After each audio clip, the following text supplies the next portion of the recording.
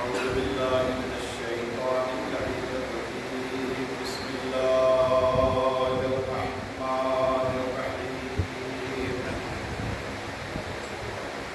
الحمد لله رب العالمين والعاقبة للمتقين والجنة للموحدين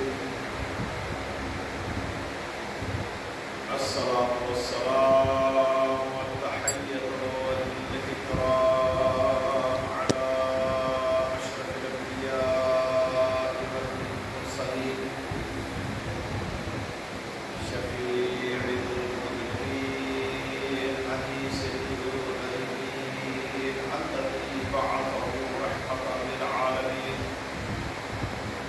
الملقب بطه وياسين مولانا أبي القاسم محمد اللهم صل على محمد وآل محمد وآله الطيبين الطاهرين وبالميامين المعصومين المظلومين ولعنة الله على أعدائهم أجمعين من الآن إلى قيام يوم الدين أما بعد فقد قال الإمام الحسين عليه الصلاة والسلام إن لم يستقم دين محمد إلا بفقه فيا سيوف ديني صلوات محمد اللهم صل على محمد وآل محمد عزیزان محترم، ایام عزا کا آج آخری دن ہے اور امام حسین علیہ السلام کی عزا اور آپ کا سوگ اور آپ کی شہادت پہ گریا، رونا، ماتم، مرثیہ، نوحہ لگ بھگ 2 مہینہ سے پوری دنیا، بلکہ یہ کہا جائے کہ نہ صرف زمین پر بلکہ آسمان پر بھی، فضاؤں میں بھی، حتیٰ کہ عرش علا تک یہ کہا جا سکتا ہے کہ ہر چیز امام حسین کا وطن ہے۔ 2 مہینہ اور 8 روز مسلسل سوگواری اور عزاداری اس دنیا میں نہ کسی نبی کی ہوئی، نہ کسی رسول کی، اور نہ کسی اور امام کی۔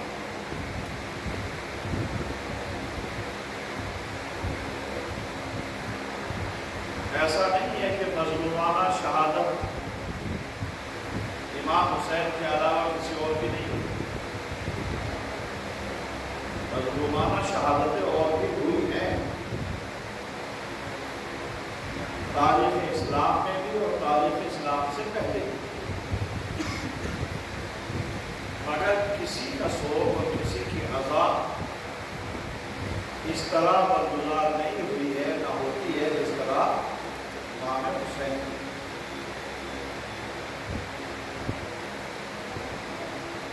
ظاہر سی بات ہے کہ سوگواری اور عزاداری کا مطلب ہوتا ہے غمگین ہونا، غم بنانا، کسی کے غم میں غمگین ہونا، کسی کے سوگ میں شریک ہو جانا، کسی ایسے انسان کو یاد کر کے رونا کہ جو اس وقت دنیا میں نہیں۔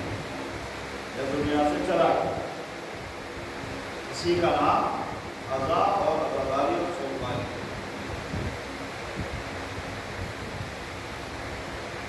امام حسین علیہ السلام کی عزاداری 61 ہجری سے لے کر اور آج تک ہر سال ہوتی ہے، اور خالی یہ 2 مہینہ اور 8 دن ہی مخصوص نہیں، سال کے اور دنوں میں بھی آپ کی عزاداری اور سوگواری منعقد ہوتی ہے، بلکہ اب تو یہ دستور اور روایت بن گئی ہے اپنی شیعہ اثنا عشری قوم کی کہ اگر دنیا میں کہیں پر بھی کوئی شیعہ غمگین ہوتا ہے اور غمزدہ ہوتا ہے یا سوگوار ہوتا ہے تو وہ اپنی سوگواری اور اپنی عزاداری کو امام حسین کی عزاداری سے منسلک کر کے اور اپنے غم کو کم کر دیتا ہے۔ یہ ہوتا ہے نہیں ہوتا؟ آپ حضرات سے میری گزارش ہے کہ صرف آپ توجہ کے ساتھ سماعت فرمائیں، خواتین سے بھی اور آپ حضرات سے۔ میں ایک مقصد اور ایک چیز آپ حضرات کے سامنے اور ایک پیغام پہنچانا چاہتا ہوں۔ تو 2 مہینہ 8 دن ہی مخصوص نہیں ہے عزاداری سے، اور دنوں میں بھی عزاداری اور سوگواری منعقد ہوتی ہے۔ ہمارا کوئی انسان مر جائے، اس کا سویا 10واں 20واں 40واں برسی چھمائی ایصال ثواب، ہماری منت، ہماری شادیاں، حتیٰ کہ ہماری اور دوسری خوشیاں بھی عزاداری کے ذریعے سے شروع ہوئی۔ یہ حقیقت ہے۔ جناب یحییٰ ایک نبی گزرے ہیں پیغمبر اکرم سے پہلے، ان کی بھی بالکل مظلومانہ اور بہت ہی بے دردی کے ساتھ شہادت ہوئی، اور ان کا سر بھی تن سے جدا کیا گیا۔ مظلومانہ تھا نبی، مگر آپ دیکھیں گے بہت سے مسلمانوں کو، کیا بہت سے شیعوں کو بھی معلوم نہیں ہے کہ جناب یحییٰ ہیں کون، ان کی شہادت کیسے ہوئی، ان کا قاتل کون ہے، نہیں معلوم ہے۔ کیوں؟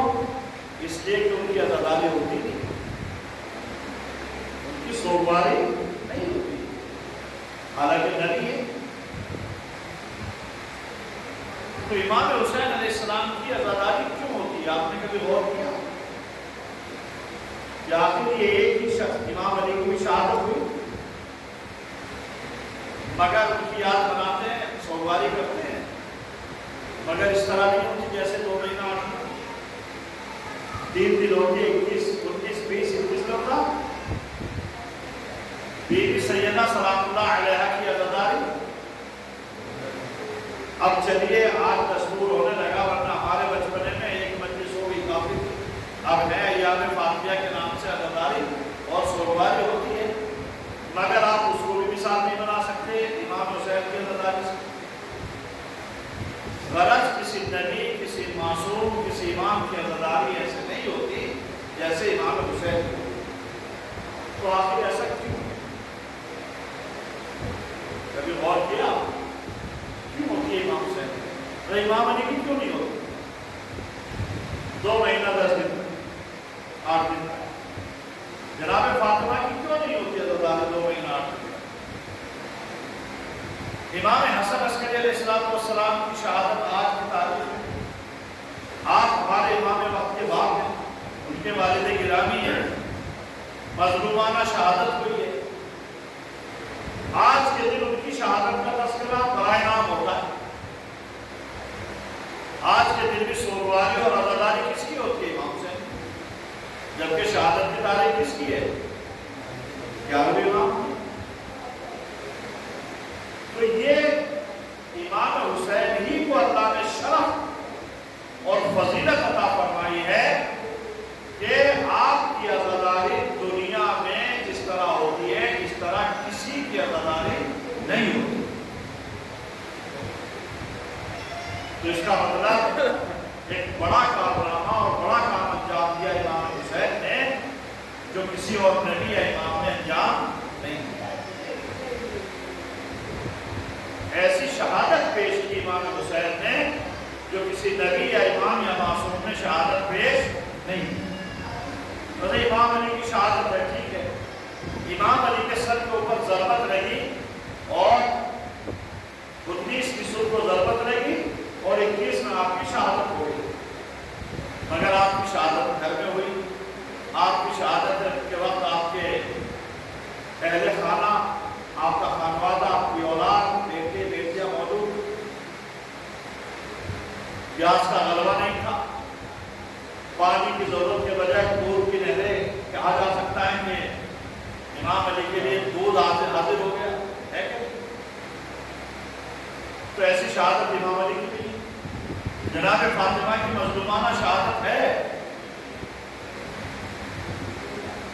ایک مصیبت کا جملہ ہے کہ پہلو شکستہ ہوا ہے، مگر جس میں ناظرین پہ اتنے زخم نہیں ہے جتنے امام حسین نے، ہے کہ نہیں؟ تو اسی لیے امام حسین کی جیسی شہادت ہے ویسا ان کا سور بھی۔ اچھا، امام حسین نے شہادت دی، دین کے بارے میں، اسلام کے بارے میں آپ کو معلوم ہے، یہ جو جملہ میں نے پڑھا ہے یہ سارا بیان میں نے اسی کے سمجھانے کے لیے ایک بیس بنایا ہے، ایک بنیاد بنائی ہے کہ امام حسین کی عزاداری کیوں ہوتی ہے، امام حسین نے شہادت کیوں پیش کی، اور قیامت تک ایسی شہادت کوئی نہ پیش کر سکے گا اور نہ ایسی عزاداری کسی کی ہوگی۔ آپ نے روز عاشورہ بہت سے بیانات دیے، خطبے دیے، اصحاب میں، اپنے چاہنے والوں میں، اپنے اہل خانہ میں، گھر میں، اہل حرم بیویوں کے ساتھ۔ یہ خطبہ نہیں ہے، مختصر ہے، طولانی بھی ہے، مطلب بیویوں سے اکٹھا کیا، انہیں کچھ بیان فرمایا، بنی ہاشم کو اکٹھا کیا، انہیں بیان فرمایا، اصحاب کو اکٹھا کیا، ان کے سامنے کچھ بیان فرمایا، میدان کربلا میں یزیدی لشکر کے سامنے بیان فرمایا، خطبہ کیا، ہمارے ساتھ سے باتیں ہوئی ہیں اس میں بیان فرمایا۔ تو آپ کے بیانات کربلا میں بہت ہیں، اسی میں کا ایک حصہ یہ جملہ بھی ہے آپ کا۔ آپ نے کیا بیان فرمایا؟ إِن لَمْ يَسْتَقِمْ دِينُ مُحَمَّدٍ إِلَّا بِقَتْلِ، اگر، توجہ کے ساتھ سنیے گا، اگر دین محمد، پیغمبر اکرم کا دین، دین محمد استعمال کیا، إِن لَمْ يَسْتَقِمْ دِينُ مُحَمَّدٍ، اگر دین محمد یعنی محمد صلی اللہ علیہ وآلہ وسلم کا دین،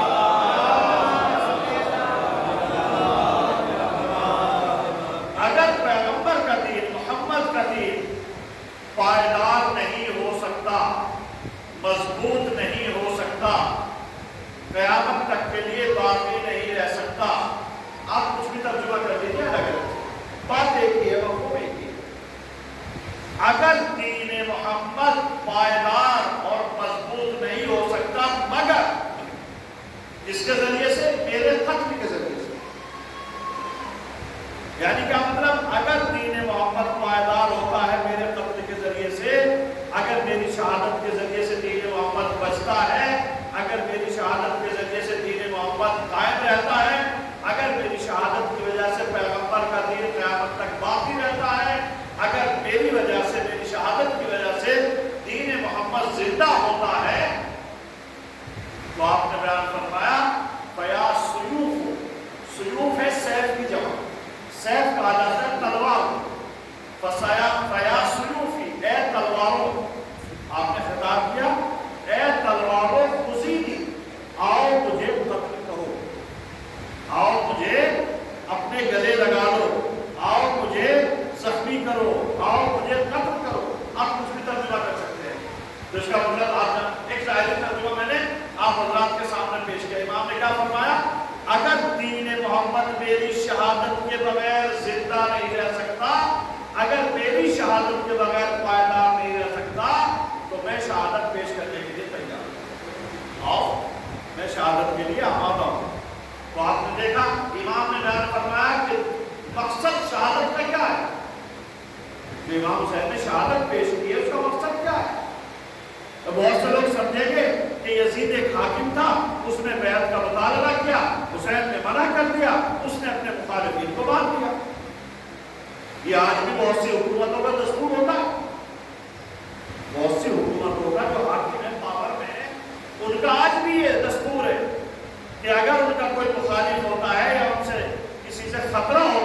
حکومت کے لیے ایون مشہور تو یہاں تک بھی ہے کہ اگر باپ کو اپنی حکومت کے لیے بیٹے سے خطرہ ہے تو بیٹے کو مار دیتا ہے، اگر بیٹے کو اپنے حکومت کے لیے باپ سے خطرہ ہے تو باپ کو مار دیتا ہے، اگر ماں کو اپنی حکومت کے لیے بیٹے سے ڈر ہے تو بیٹے کو مار دیتی ہے، اگر بیٹے کو یہ ڈر ہے کہ میری ماں میری مخالف ہو جائے گی آخر میں آ کے میری ماں کو مار دیتا ہے۔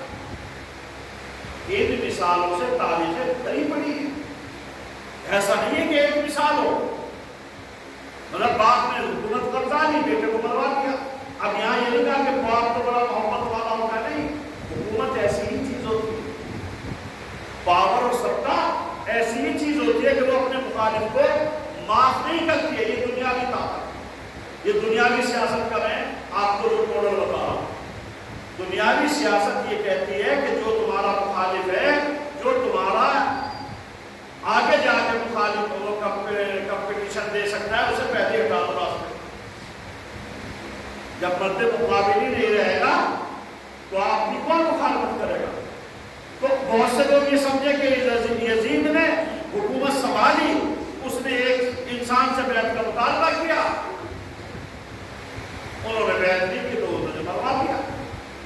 خالی یہ آپ دیکھیں کہ نہیں، امام حسین نے کیا کہا؟ میں شہادت کے لیے دین محمد کی بقا چاہتا ہوں، جس کے لیے دین اسلام کو باقی رکھنے کے لیے میں نے شہادت دی ہے۔ امام حسین نے کیوں شہادت دی؟ دین اسلام کی بقا کے لیے، دین اسلام کو پائیدار اور مضبوط بنانے کے لیے، دین اسلام میں خرافات نہ آئیں، اس لیے شہادت پیش کی ہے۔ دین اسلام میں وہ چیزیں نہ ایڈ کر دی جائے جو دین نہیں ہے، اس لیے شہادت پیش کی۔ دین اسلام کی روح کو پامال نہ کر دیا جائے، اس لیے شہادت پیش کی۔ جو سچا دین ہے وہ برباد نہ ہونے پائے، اس لیے شہادت پیش کی۔ یا کوئی اور مقصد ہے؟ مثلا اصل دین باقی ہے۔ بتائیے کائنات میں دنیا میں کتنے مسلمان ہیں؟ لگ بھگ 1.5 ارب کے قریب مسلمان دنیا میں ہیں۔ سب کہتے نہیں کہتے کہ مسلمان ہیں، مسلمان ہے مطلب اسلام کو مانتے ہیں۔ تو اسلام کہاں ختم ہو گیا؟ اسلام ختم ہوا؟ 1.5 ارب ماننے والے لگ بھگ دنیا میں 24 سے 25% لوگ، جتنی پوری دنیا کی پاپولیشن ہے، جتنی آبادی ہے پوری دنیا کی، اس میں سے 24 سے 26% لوگ مسلمان ہیں، یعنی دنیا کا 1/4 حصہ، 1/4 پاپولیشن دنیا کی کیا ہے؟ مسلمان ہے یا نہیں ہے؟ تو اسلام کہاں مٹ رہا ہے؟ آج تو اتنے لوگ کتنے ہو گئے؟ مسلمان ہے نہیں؟ اس وقت بھی تھے مسلمان۔ آپ دیکھیں کربلا میں یزیدی لشکر میں نماز نہیں پڑھ رہے تھے، لوگ پڑھ رہے تھے۔ ایون ہمارے ساتھ کی آپ اگر ہسٹری پڑھیں گے عمر ابن سعد کی تو آپ کو معلوم ہے اس کا تقویٰ، اس کی پرہیزگاری، اس کی نمازیں، اس کی عبادتیں، جیسے آپ کی بستی میں کوئی مشہور ہو جاتا ہے نا کہ بڑا متقی آدمی ہے، بڑا پرہیزگار ہے، بڑا اللہ والا ہے، بڑا دیندار ہے، آپ کے محلے میں، آپ کے خاندان میں، آپ کی بستی میں، آپ کے علاقے میں کسی کے لیے ہو جاتی ہے نا شہرت ہے۔ اب وہ اندر کیا ہے وہ تو کوئی جانتا ہے، لیکن شہرت ہو جاتی نہیں ہو جاتی؟ ہمارے ساتھ اسی ٹائپ کا آدمی،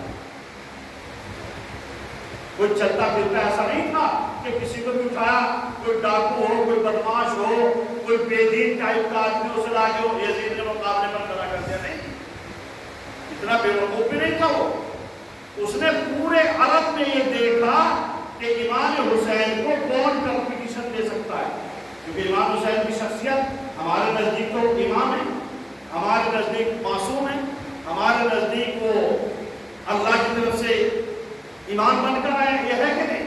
لیکن بہت سے دوسرے مسلمان تو نہیں مانتے، لیکن دوسرے مسلمان تب بھی یہ مانتے تھے کہ ان سے بڑا کوئی متقی نہیں ہے، ان سے بڑا کوئی پرہیزگار نہیں ہے، ان سے بڑا کوئی عالم نہیں ہے، ان سے بہتر قرآن پڑھنے والا نہیں ہے، ان سے بہتر قرآن سمجھنے والا نہیں ہے۔ جو شیعہ نہیں تھے وہ بھی مانتے تھے امام حسین۔ تو اب اگر دو آدمی جھگڑ رہے ہیں تو کم سے کم مقابلہ تو آئے۔ تو یزید نے عمر سعد کو کیوں لالچ کیا اور اسے پریشرائز کیا، مجبور کیا؟ تاکہ دنیا والے دھوکہ کھا سکے کہ بھائی ایک طرف امام حسین ہے، ایک طرف عمر سعد ہے، کس کی طرف جائیں؟ یہ بھی اللہ والا، وہ بھی اللہ والا، یہ ہے کہ نہیں؟ جیسے بالکل آپ کو معلوم ہے جنگ جمل میں کیا ہوا؟ ابو موسیٰ اشعری نے یہی کہہ کر کوفے کے لوگوں کو برگزار دیا تھا کہ بھائی میں کیا بتاؤں، ایک طرف علی بن ابی طالب ہے، صحابی رسول ہے، داماد رسول ہے، ایک طرف ام المؤمنین عائشہ ہے، زوج رسول ہے، میں کہاں جاؤں؟ آپ کو معلوم ہے ابو موسیٰ اشعری کی داستان ممبر میں بیٹھ کے کہتا ہے حرام ہے جو کوئی جنگ میں شریک ہوگا. کیوں؟ اس لیے کہ معلوم ایک طرف علی بن ابی طالب، اگر علی کی طرف جائے تو ام المؤمنین کی مخالفت ہوتی ہے جو رسول کی زوجہ، اگر ادھر جائے تو علی کی مخالفت ہوتی ہے جو کہ برحق ہے. امام علی کے بارے میں بہت سی فضیلت ہے، لہٰذا اس نے کیا اپنایا کہ نہ میں ادھر جاؤں گا نہ میں ادھر جاؤں گا. کیوں؟ اس لیے اور اسی وجہ سے بہت سے لوگ بیٹھ گئے جو جانے والے تھے نا جنگ میں، امام علی کی حمایت میں وہ بیٹھ گئے کہ نہیں بھی ہاں یہ تو صحیح کہہ رہا ہے. تو میرے کہنے کا مقصد یہ ہے کہ عمر سعد بھی نمازی بھی تھا، روزے دار بھی تھا، قرآن بھی پڑھتا تھا، ایک مذہبی آدمی تھا، مگر امام حسین کے مقابلے پر آ گیا. تو مطلب کیا دین کو ایسا کنفیوز کر دیا کہ کون سا دین کو مانے، کس دین کو مانے، ادھر والا یا ادھر والا. یہ سادہ ہو جائے گا کہ ہو جائے گا، یہ حقیقت ہے. اور امام حسین نے کیا کہا میں اس دین کو ظاہر کرنے کے لیے، یہ سچا دین ہے کیا.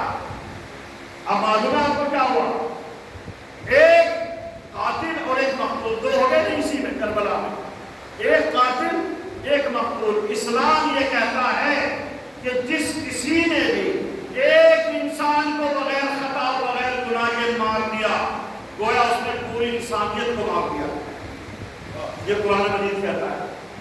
اب بتائیے امام حسین مقتول اور عمر بن سعد قاتل، اسی شہادت نے اسلام حقیقی کو اور سچے اسلام کو واضح کر دیا دنیا والوں کے سامنے کہ دیکھو جو ناحق خون بہاتا ہے وہ چاہے جتنا بڑا متقی ہو، چاہے جتنا بڑا حاجی ہو، چاہے جتنا بڑا نمازی ہو، اگر ناحق قاتل بن جائے گا تو وہ مسلمان نہیں ہو سکتا، وہ اسلام کا نمائندہ نہیں ہو سکتا. اور امام حسین نے قتل ہو کے بتایا کہ جو اسلام کے نام پر قتل ہو جاتا ہے اسلام اسی کو پھر قیامت تک زندہ بھی رکھتا ہے. ایک سلام پڑھے تو محمد صلی اللہ محمد وآل محمد.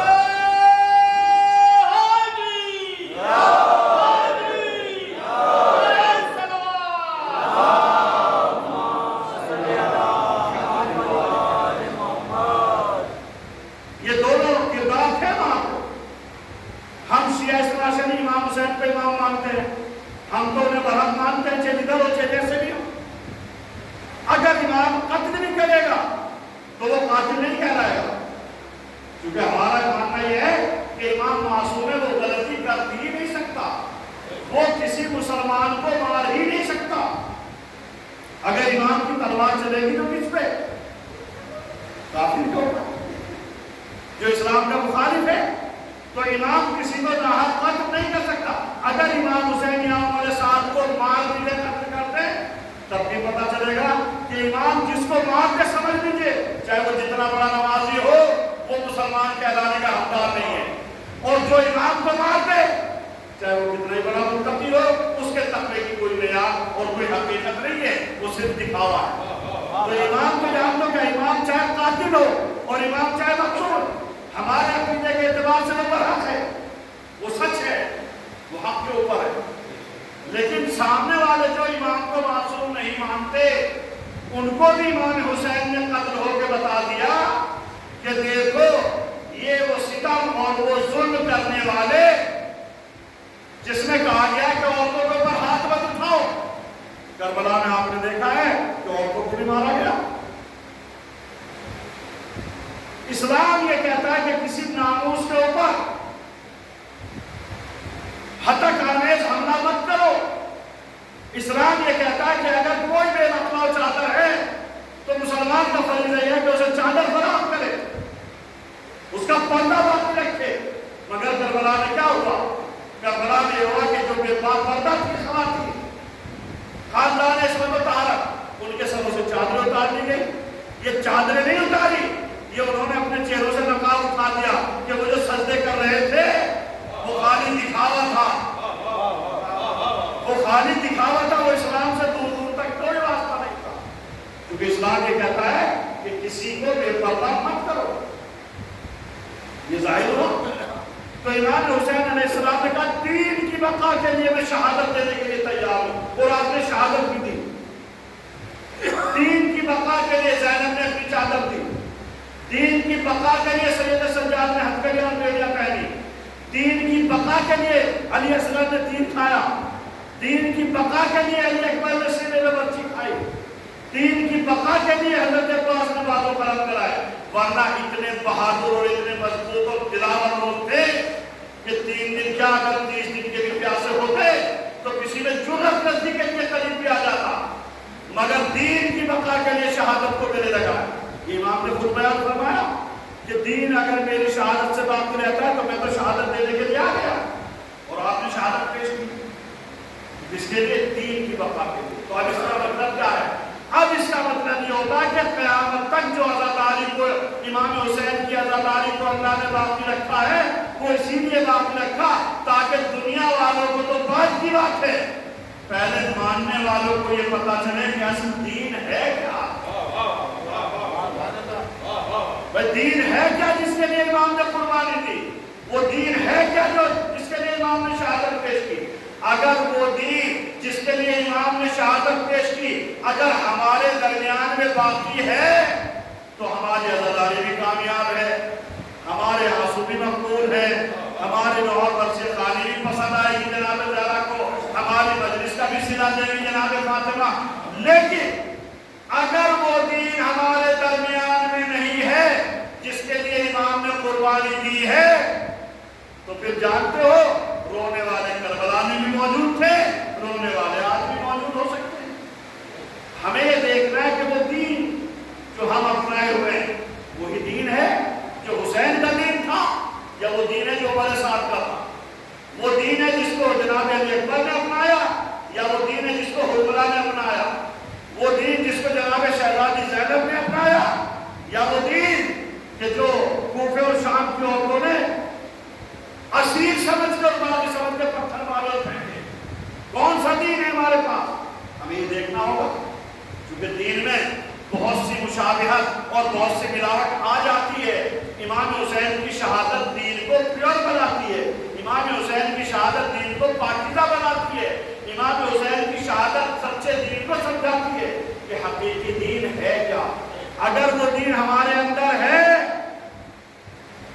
تو ہم حسینی ہیں، اور اگر ہمارے اندر وہ دین نہیں ہے جس کے لیے حسین نے جان قربان کی تو پھر وہ مارکا قیامت تک کے لیے بھی ہے کہ ایک طرف یزیدی لشکر ہے ایک طرف حسینی لشکر ہے۔ ایک صلوات پڑھے در محمد۔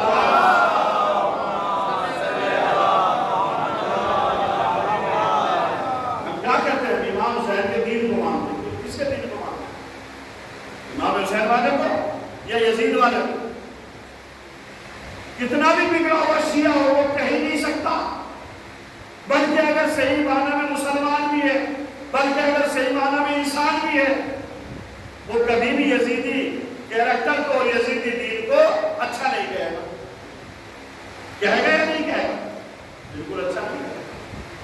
لیکن جو امام حسین کا کردار ہے ہر شیعہ تو وہاں بند کر کے گئے۔ انسان امام حسین کو جو پڑھے گا کربلا کا جو مطالعہ کرے گا وہ سمجھے گا کیا حسین کیا چیز ہے، اور کس شخصیت کا نام ہے حسین، کتنی بڑی قربانی پیش کی ہے۔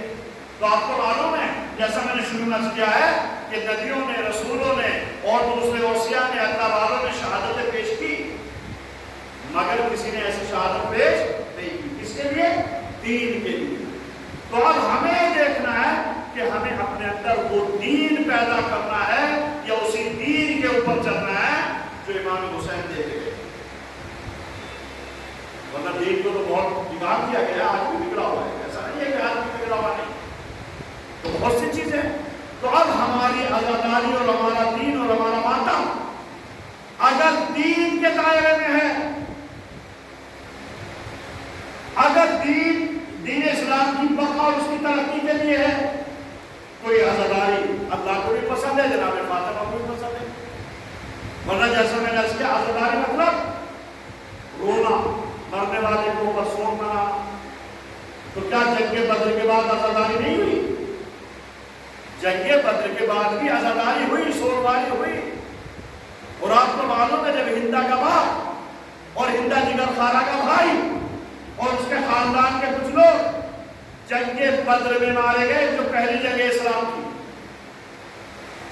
اسلام کی سب سے پہلی جنگ کیا؟ جنگ بدر، جو سیکنڈ ہجری میں، دوسری ہجری میں ہوئی ہے۔ 313 مسلمان تھے اور 1000 کے قریب لشکر تھا کفار کا، جس میں ابو سفیان سپہ سالار تھا۔ ابو سفیان کون؟ معاویہ کا باپ، یزید کا دادا۔ جنگ بدر ہوئی، سب سے پہلے مقابلے پر جناب علی، امیر حمزہ اور جناب عبیدہ ابن حارث، یہ 3 لوگ گئے ہیں میدان میں۔ اور ادھر سے ہندا کا باپ، ہندا کا بھائی اور ہندا کا ماموں، یہ تینوں آئے مقابلے پر اور تینوں مارے گئے، امام علی اور امیر حمزہ اور دوسرے جو آئے تھے رسول کی طرف سے۔ اس کے بعد آپ کو معلوم ہے ہندا جب تک جنگ احد میں امیر حمزہ نہیں مارے گئے تب تک سوگواری کرتی رہی، اور یہ بھی کرتی روگی تو نہیں، مگر ہاں اپنے مردوں کو اور اپنے مروں کو یاد رکھوں۔ اور اس کے بعد میں جب امیر حمزہ مارے گئے جنگ احد میں اور ان کا سینہ چاک کیا اس نے، اور جگر کلیجہ جو لیور ہوتا ہے اسے نکالا اور اسے کھانا چاہا، منہ تک نہیں آئی، مگر اللہ کا نظام ہے وہ چبا نہیں سکی۔ مسلح کر دیا گیا جناب امیر حمزہ کو۔ مسلح کرنے کا مطلب کیا ہوتا ہے؟ کان کاٹ دیے جاتے تھے، اور زبان کاٹ دی جاتی تھی، اور اسے لے جا کے فخریہ بیان کیا جاتا تھا، دیکھو اس آدمی کو ہم نے مارا، جس پہ جناب پیغمبر اکرم روئے اور گریہ کرا، جو ہمارے لیے عزاداری کی بہترین دلیل بھی ہے کہ اگر کوئی راہ خدا میں شہید ہو جاتا ہے تو اس کے اوپر گریہ کرنا اور اس کے اوپر رونا نہ بدعت ہے بلکہ رسول اللہ کی سنت ہے۔ یہ حقیقت ہے۔ بہت سے لوگ کہتے ہیں آپ کیوں رو گے؟ یہ تو بدعت ہے۔ نہیں، رسول روئے کہ نہیں روئے جنگ احد میں؟ تو میرے کہنے کا مقصد ہے کہ عزاداری ہوتی ہے اور لوگوں کے لیے۔ عثمان کو مارا، جو تیسرے خلیفہ مسلمانوں کے، انہیں محاصرہ کر دیا گیا ان کے پورے گھر کا۔ پروٹیسٹ کیا مسلمانوں نے، ایک ریزن ہے، لمبی تاریخ ہے کیوں کیا۔ بہرحال پروٹیسٹ ہوا اور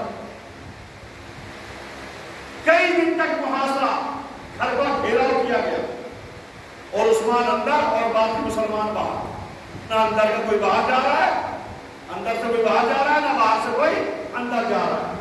یہاں تک کہ کھانا پانی بھی بند کر دیا، جس میں تاریخ نے بیان کیا کہ امام حسین اور امام حسن کو امام علی نے بھیجا کہ نہیں، کم سے کم کھانا پانی جائے، اندر جائے، تاکہ بھوک اور پیاس سے نہ مرے۔ یہیں سے بنی ہاشم کا کردار پتہ چل جاتا ہے۔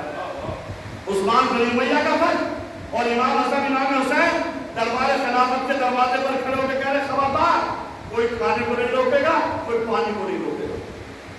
اس کے بعد گئے اور عثمان مارا گیا۔ جب عثمان قتل ہو گئے اور مارے گئے تو آپ کو معلوم ہے جنگ جمل کیوں ہوئی اور جنگ صفین۔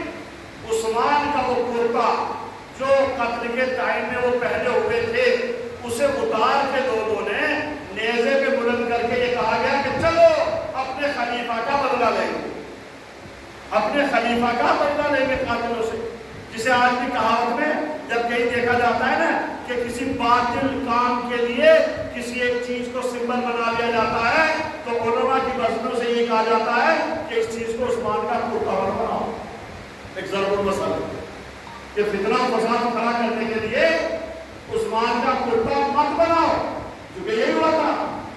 لیکن آپ کو معلوم ہے تو جو غیر اللہ والے، جو اللہ والے نہیں ہے، مارے گئے اور عزاداری سب کی ہوئی ہے اپنے اعتبار سے، مگر کیوں؟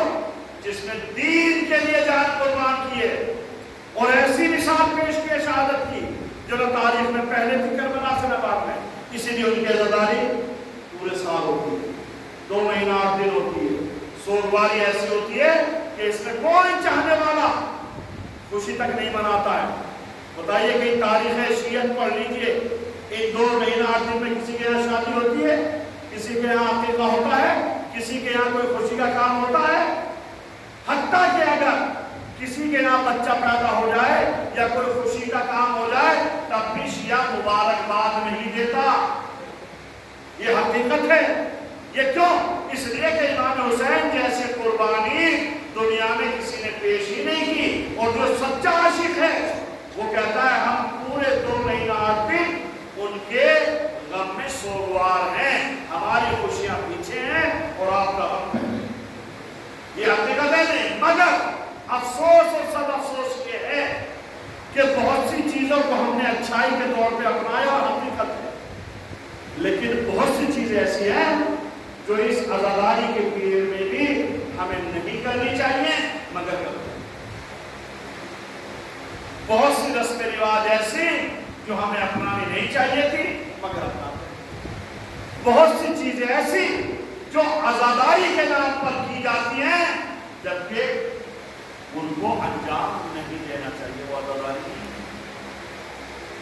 بھائی ہر چیز عزاداری تھوڑا ہی ہے کہ کسی بھی چیز کو لا کے عزاداری کا لیبل لگا کر ممنوع کیا جائے. بہت سے لوگ کرتے نہیں کرتے عزاداری کے نام. اب بتائیے دیکھیے سنت کیا کربلا کی جس سے ہم بہت دور ہیں. عزاداری تو ہے، روتے ہیں گریا کرتے ہیں، مگر جو کربلا کی سنت ہے اس سے ہم کو دور ہیں. مسئلہ ایک صلوات پڑھے محمد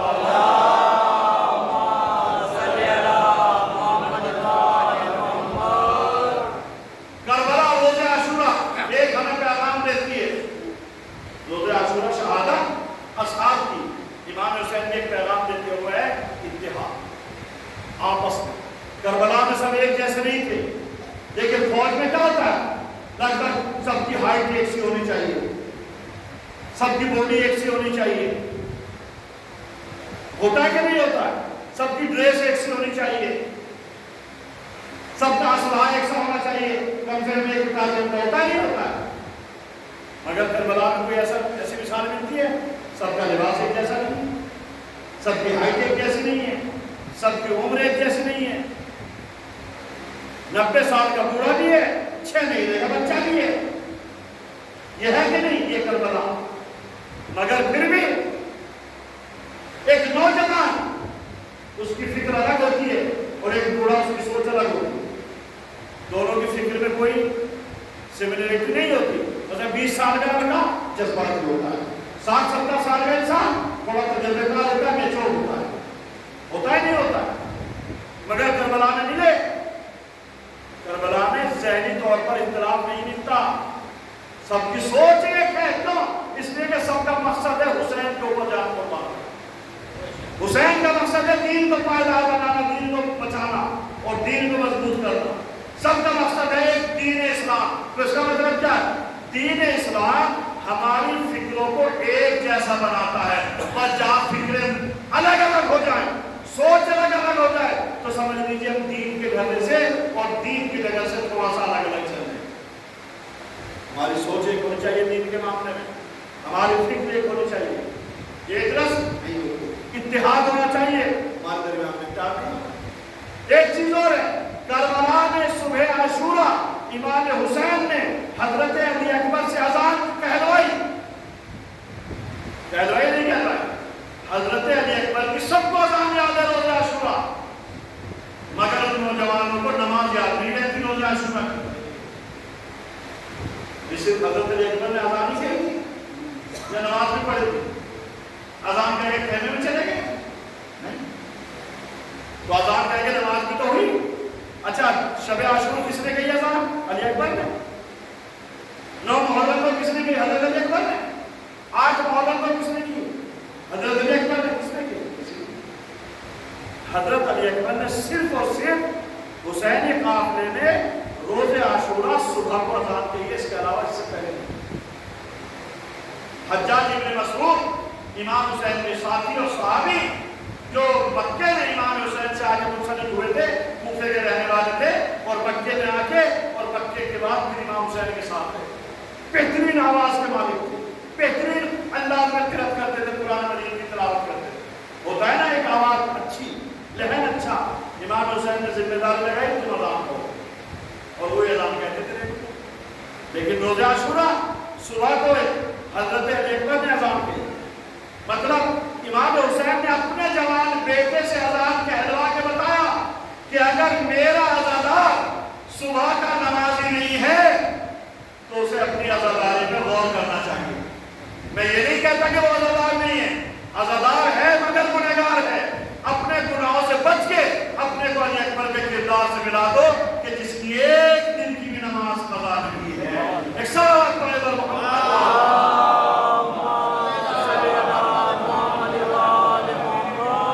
لیکن بہت سے عزاخانوں میں ایک رسم کے طور پہ کہ ہاں حضرت علی اکبر نے اذان کہی تھی صبح عاشورہ، ہم نے دیکھا ہے کہ عزاخانوں میں صبح کو اذان ہوئی ہے۔ کون کہہ رہا ہے اب اذان پہ لڑائی ہو رہی ہے؟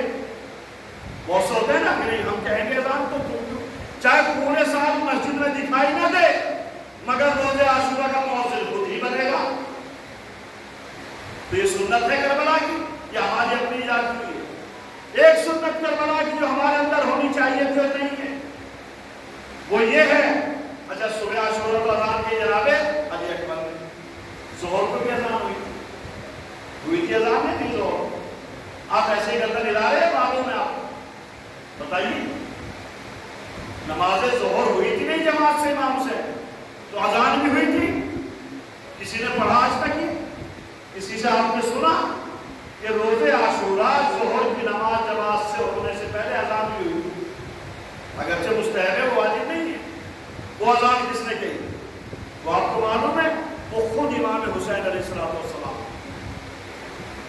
نماز ظہر سے پہلے روزے عاشورہ صبح کو اپنے بیٹے سے کہلوا کے بتایا کہ ہمارا جوان صبح کو بیدار ہوتا ہے، ہمارا جوان صبح کو سوتا نہیں ہے۔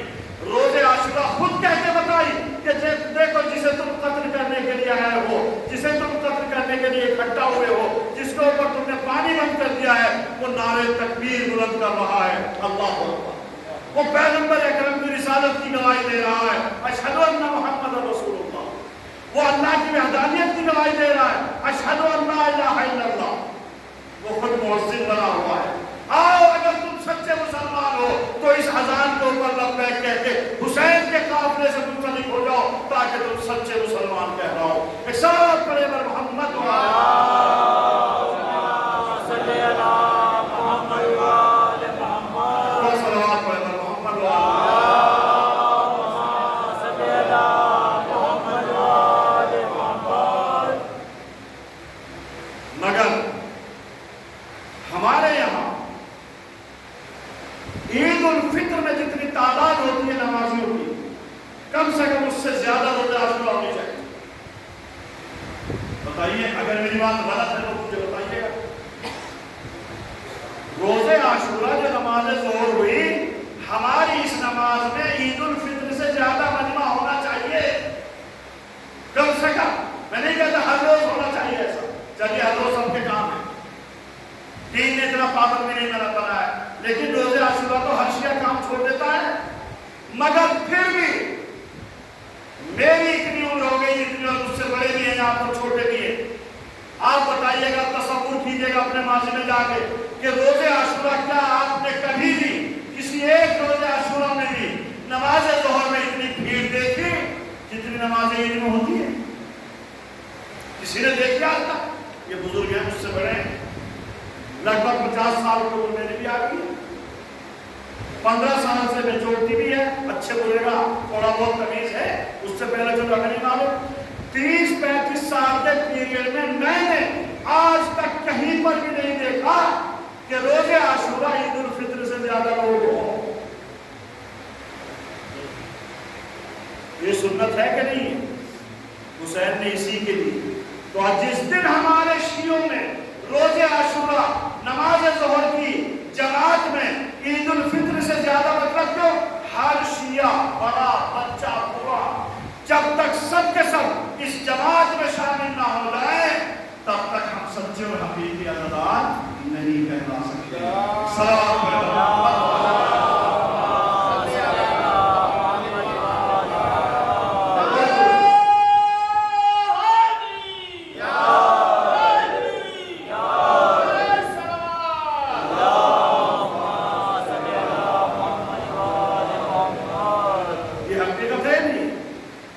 ہیں، دیکھیے بالکل ماشاءاللہ ہم سمجھدار ہیں اور یہ میری ذمہ داری ہے ممبر میں بیٹھنے کی، اور میں اکثر کہتا ہوں کہ میرا مقصد صرف اہل بیت کی خوشی ہوتی ہے۔ ممبر رسول میں بیٹھا ہوں، کبھی بھی دماغ میں یہ نہیں آیا کہ چاہے اہل بیت خوش ہو یا نہ ہو لیکن مجمع خوش ہو جائے تاکہ اپنی مرتبہ بھی بلائیں، نہیں بلائیں یا نہ بلائیں اس سے کوئی غرض نہیں ہے، پڑھوائیں یا نہ، اور نقصان ہوتا ہے بہت ضرور، ارے نہیں پڑھو وہ الگ پڑھو، وہ الگ چیز ہے، لیکن یہ بات جو درد دل ہے وہ کہا جاتا ہے، اپنوں سے نہیں کہیں گے تو کس سے کہیں، چونکہ ہمیں کیسا شیعہ ہونا ہے، ایسا جیسے امام حسین چاہتے ہیں، ہمیں اپنی مرضی کا شیعہ نہیں ہونا، ہمیں امام حسین کا شیعہ، ان کی عزادہ تو کیسے جیسے وہ چاہتے ہیں ایسے ہو۔ اس لیے میں کہہ رہا ہوں ہمارے یہاں نوجوانوں کو ہم نے دیکھا ہے، میں نہیں کہتا، بہرحال اس پہ اوپر بہت بحث چل رہی اور چلتی ہے، ہم نے دیکھا بہت سے جوانوں کو روز عاشورہ امام حسین کے لیے، اپنے کو زخمی کرنے کے لیے، زنجیر کا ماتم یا قلعہ کا ماتم کرنے کے لیے تیاری کرتے ہیں، مثلا زنجیروں کو تیز کراتے نہیں کراتے، انہیں کاغذ میں اچھے طریقے سے کور کر کے رکھیں گے تاکہ خراب نہ ہو جائیں، روز عاشورہ پر کرتے نہیں کرتے، جس کے اوپر بات زنجیر نہیں وہ بنواتا ہے، بتائیے ہے کہ نہیں؟ وہ کیا اہتمام کرتا ہے، روز عاشورہ مجھے زنجیر کا ماتم کرنا ہے، اس کی تیاری کرتا ہے، مگر اس نوجوان کو کبھی میں نے یہ نہیں دیکھا کہ وہ نماز ظہر کے لیے روز عاشورہ، نماز ظہر کے لیے جماعت کے لیے ایکسائٹڈ ہو، نہیں دیکھا میں نے کسی جوان کو، کچھ ہے نہیں کہتا سب کے سب، لیکن زیادہ تر موسٹلی جوان میں نے زنجیروں کی تیاری کرتے ہوئے تو دیکھا ہے، مگر نماز جماعت کے لیے تیاری کرتے ہوئے نہیں دیکھا۔ تو میرا مقصد کیا ہے، جس حسین نے کہا تھا دین محمد اگر میری شہادت کے بغیر زندہ نہیں رہ سکتا، اگر میری شہادت کے بغیر پائیدار نہیں رہ سکتا تو میں شہادت دینے کے لیے تیار ہوں، تو بتائیے ہم اسی دین کو بچا رہے ہیں جس کو حسین نے بچایا تھا، یا اپنی مرضی کا دین کھو رہے ہیں؟ ایک صلوات پڑھے محمد،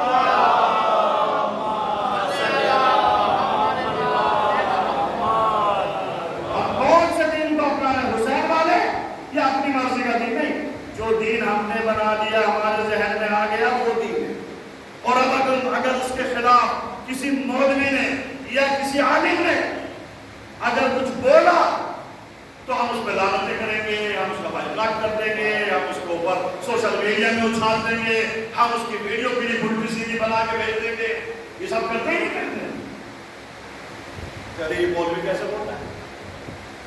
جبکہ حقیقت یہ ہے کہ ہمیں لگ بھگ، میں اپنے تجربہ لگ بھگ 35 سے 37 سال صرف دین سیکھتے اور سکھاتے ہوئے ہوا، اور ایک آدمی جسے دین کے نام پہ ذرا سا بھی کچھ معلوم نہیں، کلمہ پڑھوا لی تھی تو کلمہ نہیں پڑھ پائے گا، الحمد پڑھوائیے تو الحمد نہیں پڑھ پائے گا، اگر اور سورہ پڑھوائیے تو سورہ صحیح سے نہیں پڑھ پائے گا، اور وہ کیا کرتا ہے، وہ 35-40 سال جس نے دین سیکھا ہے اسی کا نام وہ چھاڑنے کے لیے تیار ہو جاتا ہے۔ ایک صلوات پڑھے ہوئے محمد،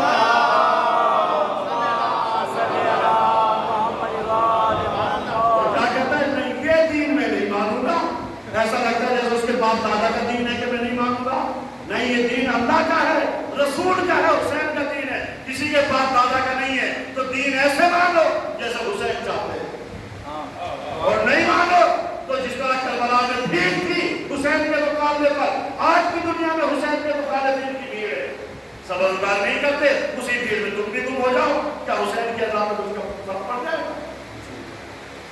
تو وہ بہت سی چیزیں ایسی جو دین میں ہمیں اپنانی چاہیے تھی اور اس کی طرف ہماری توجہ نہیں ہے، اور اگر توجہ ہو جائے تو قسم خدا کی پھر یقین جانیے اگر ایک قطرہ آنسو کا مچھر کے پر کے برابر، یہ تعبیر امام باقر علیہ السلام کی حدیث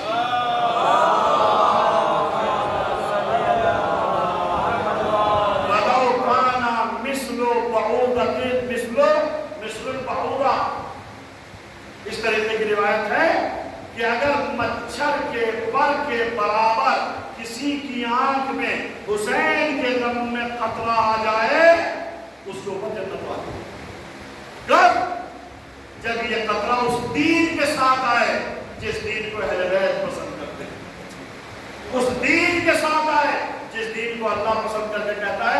ان الدین عند اللہ الاسلام، اللہ کے نزدیک سب سے بہترین دین اسلام۔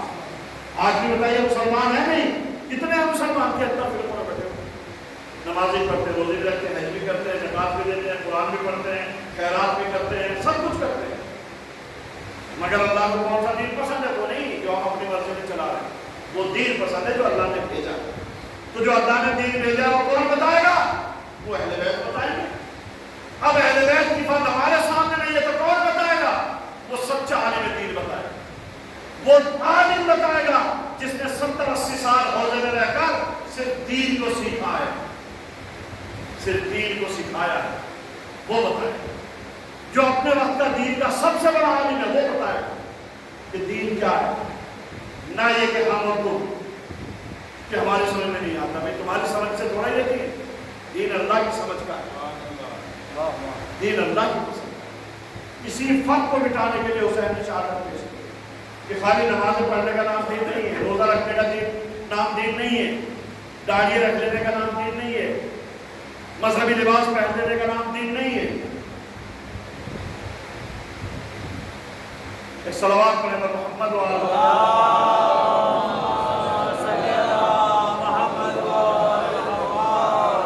ایک مرتبہ امام علی علیہ السلام اور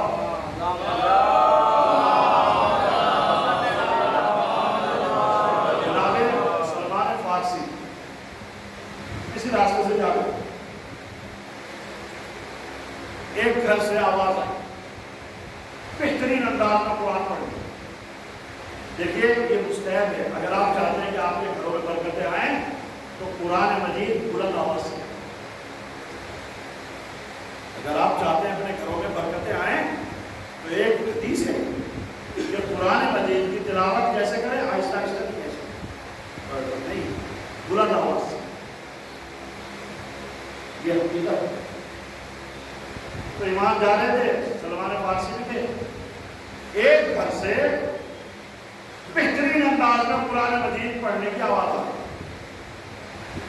تو جناب سلمان فارسی مدہوش سے ہو گئے، اور ہوتا ہے، اور امام سے مخاطب ہو کر فرمایا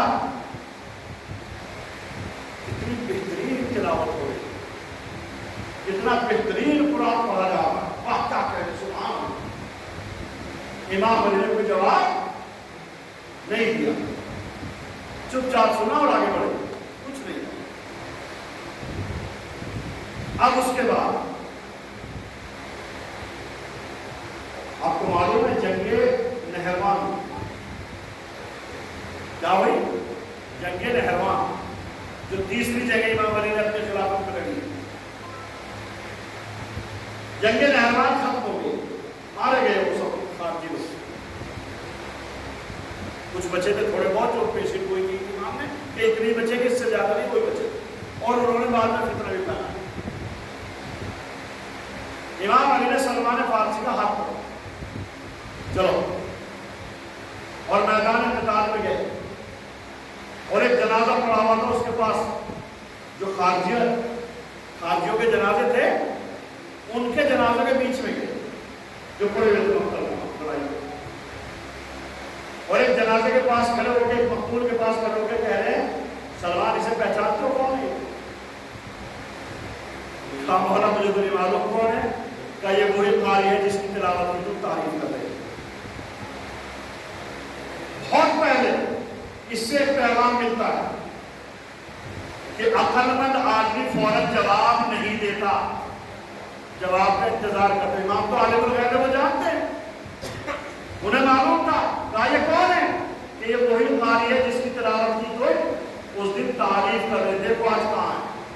تو اس کا مطلب جانتے کیا ہوتا ہے؟ اس کا مطلب یہ ہوتا ہے کہ خالی قرآن پڑھنا، نمازیں پڑھ لینا، روزے رکھ لینا، حج کر لینا، زکات دے دینا یا اور اچھے کام کر لینا کافی نہیں ہے جب تک کہ علی کی ولایت اور حقیقی محبت دل میں ہو، جب تک علی کو اپنا مولا اور آقا نہ مانے، جب تک حسین کے نفس قدم پر نہ چلے، جب تک فاطمہ کی سیرت نہ اپنائے، جب تک اہل بیت کا کردار اپنے اندر پیدا نہ کریں، تب تک دین مکمل نہیں ہوتا ہے۔ ہمارا دین کیسے مکمل ہو جائے گا جب پیغمبر کا لایا ہوا دین علی کی ولایت کے بغیر مکمل نہیں ہوا؟ ایکس ہو جائے. تو ایسا دین جو اللہ اور رسول نے ہمیں بتایا اور دکھایا اور جس دین کے لیے حسین نے قربانی دی اس دین کو اپنے اندر پیدا کرنا ہے. تو یقین جانیے حسینیت بھی زندہ ہو جائے گی اور یزیدیت آٹومیٹکلی ختم ہو جائے گی. خالی زبان سے کہہ دینا حسینیت زندہ باد یزیدیت مردباد کافی نہیں ہے اپنے خود سے. اور ہمیں زیادہ توفیق ہے ہماری سمجھ میں جلدی آئے گا دین. کیوں؟ اس لیے کہ حسین کے اوپر روتے ہیں, گریا کرتے ہیں, آنسو آتے ہیں. حسین کی مصیبت میں روتے ہیں. بتائیے کس چیز پہ؟ سید سجاد کس چیز پہ زیادہ روئے؟ جب پوچھنے والے نے پوچھا کیوں رو اتنا روتے ہو تو بیان کر سکتے تھے ارے سب سے زیادہ مظلومانہ شہادت میرے چھوٹے بھیا کی ہوئی تھی الزبتھ کی. جو پیاسا بھی تھا, بھوکا بھی تھا, جس کو حسین اپنے آغوش میں لے گئے تھے, پھول اس کی شہادت. ایک ننھا سا گلا, 6 مہینے کے بچے کا گلا کتنا ہوتا ہے؟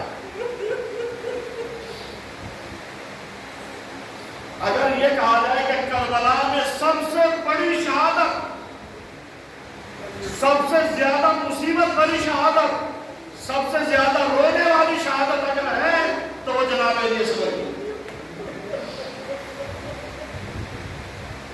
جناب علی اصغر کی شہادت سے بڑی کوئی شہادت نہیں. اور اس کا ثبوت ہے میرے پاس.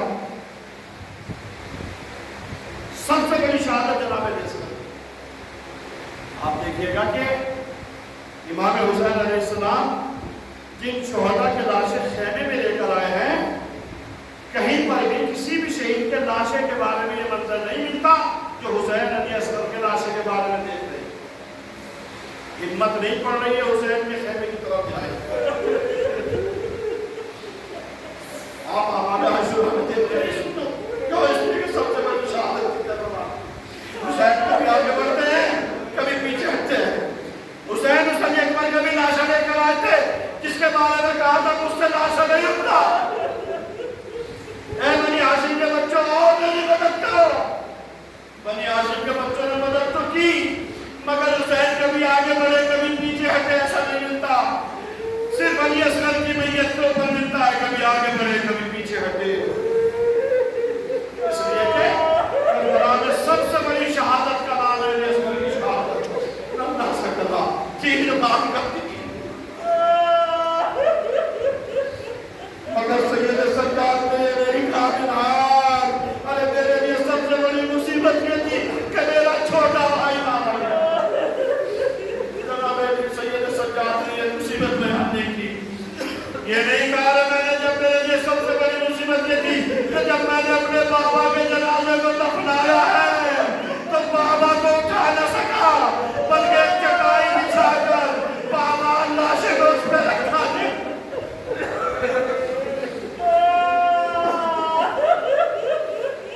حسین کی شہادت کو نہیں بیان کیا سید سجاد نے کہ میرے بابا کا لاشا ایسا ٹکڑے ٹکڑے بنا ہوا تھا کہ میں اٹھا نہ سکا, پسلیاں ٹوٹی ہوئی تھی. سید سجاد نے یہ بیان کیا. کیا بیان کیا سید سجاد نے؟ الشام الشام الشام. اے میرا سب سے بڑی مصیبت میرے لیے شام میں تھی. اب شام میں کیا مصیبت؟ مقاتل یہ بیان کرتے ہیں ارے شام میں سب سے بڑی مصیبت یہ تھی کہ یزید کا دربار تھا. یزید کی عورتیں تو پردے سے بیٹھی ہوئی تھی مگر میری پھپھی اماں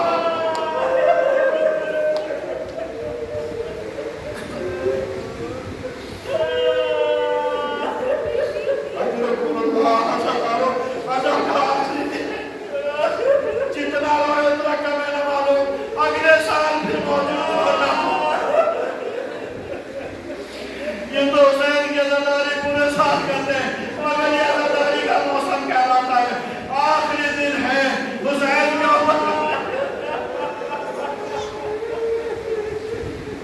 سید سجاد نے کیا بیان کیا؟ ارے بنوے عام تھا, یزید کا دربار تھا, کنیزہ جو ان کی کنیزیں تھی وہ تو پسے پردہ بیٹھے تھے مگر میری پھپھی اماں رسم سر کے اوپر چادر نہیں تھی، یہ رب مجھے کھائے جا رہا ہے۔ ذرا سوچو آج 1400 سال کے بعد ہم سن کے اتنا روتے ہیں، سید سجاد نے کس دل سے برداشت کیا ہوگا؟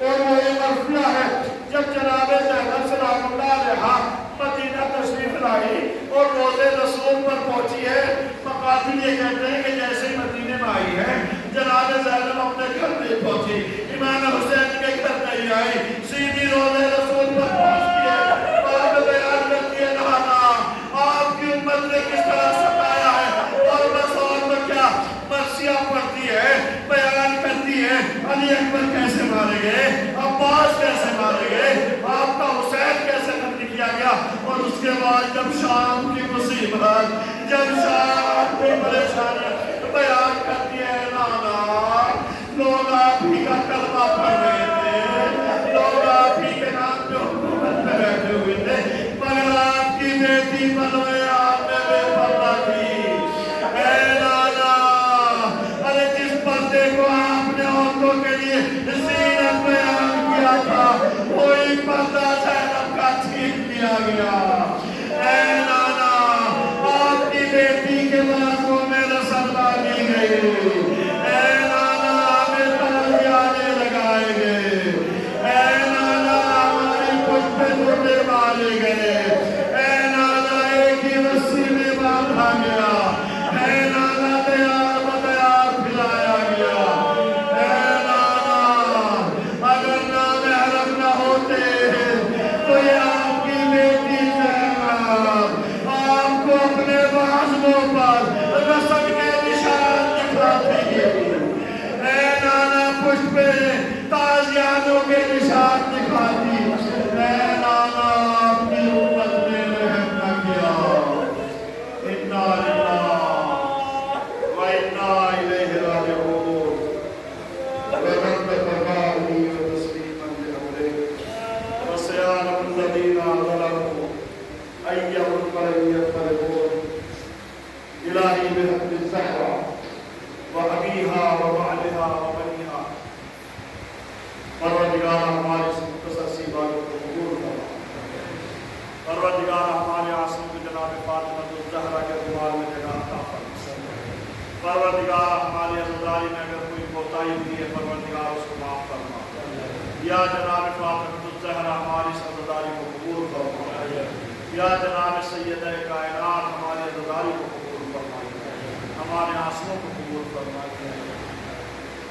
پروردگار حق محمد و آل محمد حسین کے عزادار دنیا میں جہاں کی بھی آباد ان کی جان مال کو پابند کی حفاظت فرما، علماء اعلیٰ مراجع کرام کی حفاظت فرما، خصوصاً رہبر معظم انقلاب اور مرکز تقلید دونوں بزرگواروں کو صحت و سلامتی کے ساتھ جو لوگ عطا فرما، امریکہ اسرائیل اور حاصل و دشمنوں کے شر سے محفوظ فرما، پروردگار آئندہ برس پروردگار ہمیں بہتر طریقے سے اور اخلاص کے ساتھ امام حسین کی عزاداری منعقد کرنے کی توفیق عطا فرما، دین مبین اسلام کے اوپر چلنے کی توفیق عطا فرما، پروردگار محمد الرحمن علی محمد شیطان اور حاسدوں کے شر سے محفوظ فرما، پروردگار ہم سب کو حج و زیارات سے مشرف فرما، پروردگار